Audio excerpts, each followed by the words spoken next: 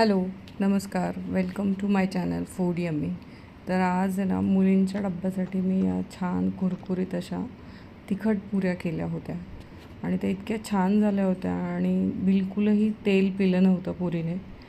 तर यासाठीच्या काही छान ट्रिक्स मी आज सांगणार आहे. चला तर मग रेसिपी चालू करूया.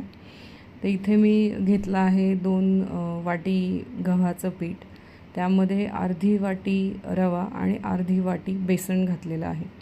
वाटीच्या प्रमाणात नको असेल तर 4 मोठे चमचे रवा आणि 4 मोठे चमचे बेसन घालू शकता. त्यानंतर धणे, जिरे पूड, लाल तिखट, हातावर चोळून घेतलेला ओवा आणि भरपूर तीळ घातलं. त्याच्यानंतर मीठ, हळद आणि छान कसुरी मेथी घालून आहे ना, हे सगळं मिश्रण एकजीव करून घेतलं आणि त्याच्यामध्ये कडकडीत तेलाचं मोहन ते पण 4 मोठे चमचे घेतले होते मी, ते टाकलं. त्याच्याने तुमची पुरी आहे ना छान कुरकुरीत होते. आणि हे सगळं एकजीव करून हा पिठाचा गोळा घट्ट मळून घ्यायचा.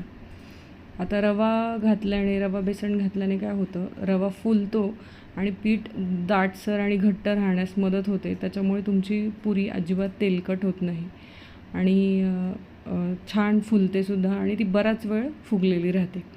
आता इथे मीडियम जाड अशी पुरी लाटून घेतली आणि छान मंद तळून घेतली. मोठ्या गॅसवरच तळायची आणि बघा ती किती छान फुलती आहे.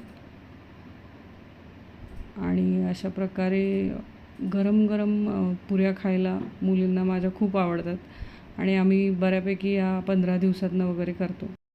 रेसिपी आवडल्यास नक्की ट्राय करा आणि लाईक, शेअर, सबस्क्राईब करायला विसरू नका. थँक्यू.